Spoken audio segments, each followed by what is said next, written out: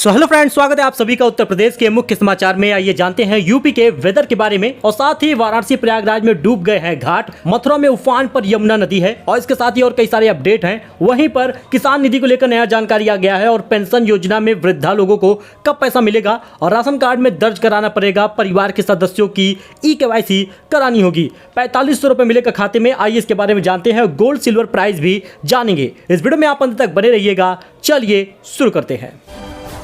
बात करें पहले खबर की, तो रामनगरी अयोध्या में प्रवेश करते ही होगा राम जन्मभूमि का एहसास। करोड़ों की लागत से बनाए जाएंगे 35 राम स्तंभ। पूरी अयोध्या नगरी भव्य तरीके से विकसित हो रही है और राम मंदिर निर्माण के साथ ही अयोध्या आने वाले श्रद्धालुओं को यहां की समृद्ध विरासत और संस्कृति की झलक देखने को मिलेगी। इसकी भी तैयारी हो गई है और रामनगरी अयोध्या में 35 स्थानों पर श्री राम स्तंभ स्थापित किए जाएंगे।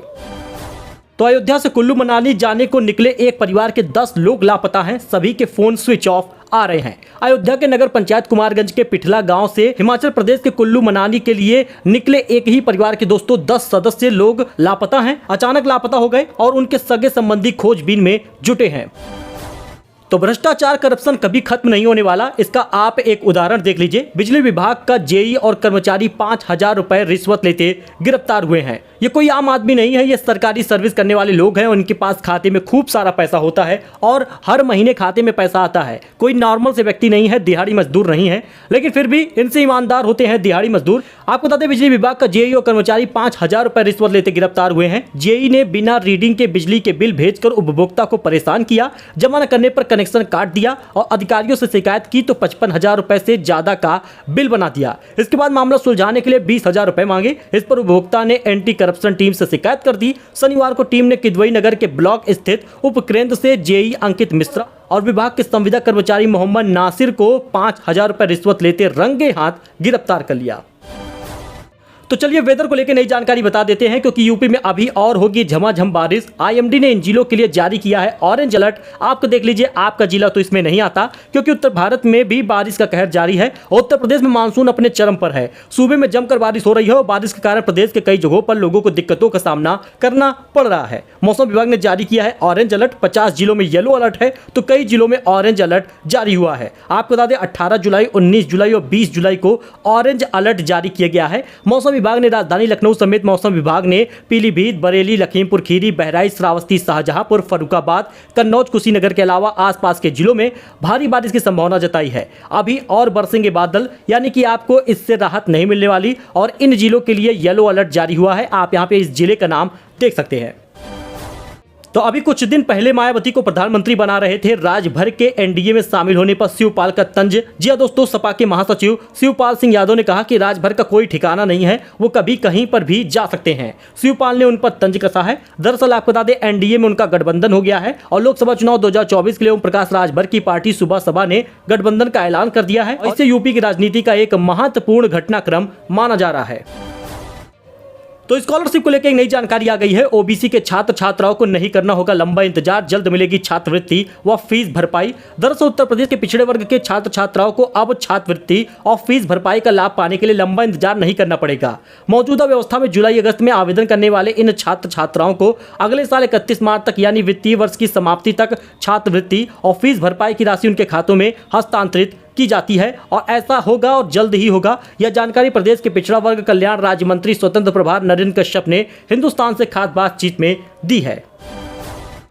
तो राशन कार्ड में दर्ज परिवार के सदस्यों की कराइए ई-केवाईसी, वरना बंद हो जाएगा आपको मिलना राशन। जी हां दोस्तों, मेरठ से बड़ी खबर है। आपको बता दें, राशन कार्ड धारकों को पूरा राशन लेने के लिए परिवार के सभी सदस्यों की ई-केवाईसी कराना जरूरी है। फर्जी नाम जोड़कर भी की जा रही राशन की कालाबाजारी को रोकने के लिए सरकार ने ई-केवाईसी शुरू की है। यानी अगर आपके राशन कार्ड में 10 सदस्य है, 8 सदस्य है या 6 सदस्य हैं, तो 6 लोगों का ई-केवाईसी होना चाहिए और 6 सदस्य आपके परिवार के होने चाहिए। अगर एक भी सदस्य अगर बाहर का है या ई-केवाईसी नहीं हुई है तो राशन आपको मिलना बंद हो जाएगा।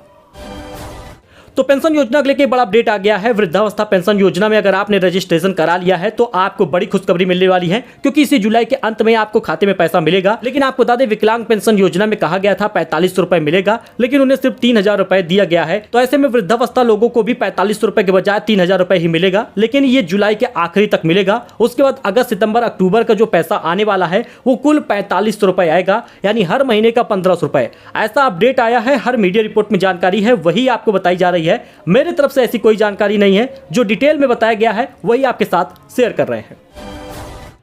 तो किसान निधि को लेकर बड़ी जानकारी आ गई है। अब इन लोगों को कैसी सम्मान निधि मिल रही है, क्योंकि अपात्रों को बांट दिया गया 1,55,00,000 रुपए और वसूली शुरू हो रही है। और जो लाभार्थी उन्हें ये लाभ नहीं मिल पा रहा, उत्तर प्रदेश में 2,20,00,000 पात्रों को जुलाई महीने में पीएम किसान सम्मान निधि की 14 किस्त मिल जाएगी। 28 तारीख को बताया जा रहा है कि खाते में पैसा आएगा, लेकिन जालौन में सरकारी अफसरों ने बिना जांच पड़ताल के नौकरी पेशा और इनकम टैक्स भरने वाले सरकारी लोगों को किसान सम्मान निधि बांट दी है। और ये लोगों ने सिर्फ ऐसा किया होगा क्योंकि ये भ्रष्टाचार से लिप्त हैं और पैसे के चक्कर में इन लोगों को भी खाते में पैसा भेजा गया है। फिलहाल दोस्तों आपको बता दें 1,55,00,000 रुपए की धनराशि को वितरित किया गया है और इसकी जांच होगी और इनसे वसूली होगी।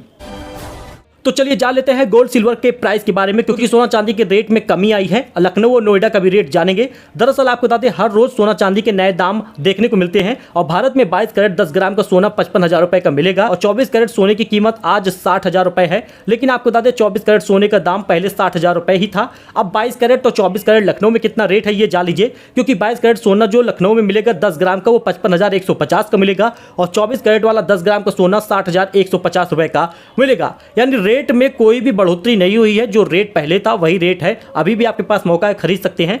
लेकिन चांदी खरीदने के लिए पहले आप जान लीजिए इसका रेट, क्योंकि लगातार रेट बढ़ता जा रहा है। 1 किलो चांदी आप खरीदेंगे तो आप 77,500 रुपए आपको देना पड़ेगा।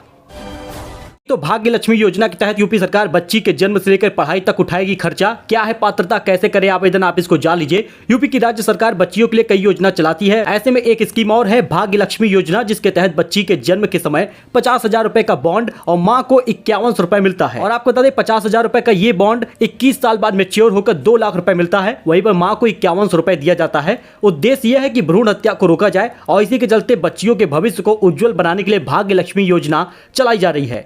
इसका लाभ किसको मिलेगा? यूपी के रहने वालों को मिलेगा। आवेदक के परिवार की वार्षिक आय 2 लाख रुपए से कम हो। बच्ची के जन्म के 1 साल के अंदर उसका रजिस्ट्रेशन आंगनवाड़ी केंद्र में होना जरूरी है। पर डॉक्यूमेंट भी आप देख लीजिए क्या लगेगा। बेसिक सा डॉक्यूमेंट है जो हर चीजों में लगता है। आधार, पैन, जाति प्रमाण, आय प्रमाण पत्र, निवास प्रमाण पत्र, जन्म प्रमाण पत्र, ऐसे सभी चीजें लगेंगी। और बाकी चीजें आप जान लीजिए कि ऑफलाइन आवेदन आप कर सकते हैं। यूपी सरकार के महिला एवं विकास विभाग की वेबसाइट पर भी जाके आप इसे अपलोड करा पाएंगे। तो दोस्तों वेदर का इस प्रकार से अलर्ट जारी हो रहा है। आप जान लीजिए कि यूपी में 72 घंटे तक भारी बारिश का रेड अलर्ट है। मुख्यमंत्री ने सांसद और विधायकों की ड्यूटी लगा दी है।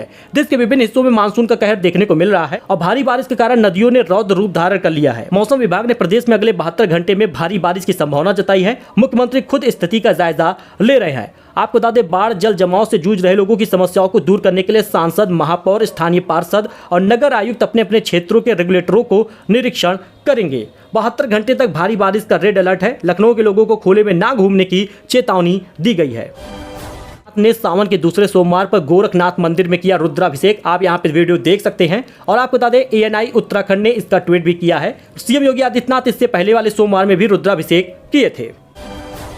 वही वाराणसी प्रयागराज में डूबे घाट, मथुरा में उफान पर यमुना, पहाड़ के बाद यूपी में बारिश की मार, 10 लोगों की मौत हुई है। दिल्ली के बाद अब यूपी के कई जिलों में बारिश और बाढ़ का कहर देखने को मिल रहा है। एक तरफ वाराणसी प्रयागराज में घाट डूबने लगे हैं तो दूसरी तरफ मथुरा में यमुना नदी के उफान के बाद कई गांव बाढ़ की चपेट में आ गए हैं। आपको बता दें हिमाचल प्रदेश और उत्तराखंड के पहाड़ों पर कहर ढाने के बाद अब बारिश ने उत्तर भारत की मैदानी इलाकों में असर दिखाना शुरू कर दिया है। राजधानी दिल्ली पहले से ही बाढ़ और बारिश का सामना कर रही है, लेकिन अब उत्तर प्रदेश में भी इसका असर देखने को मिल रहा है।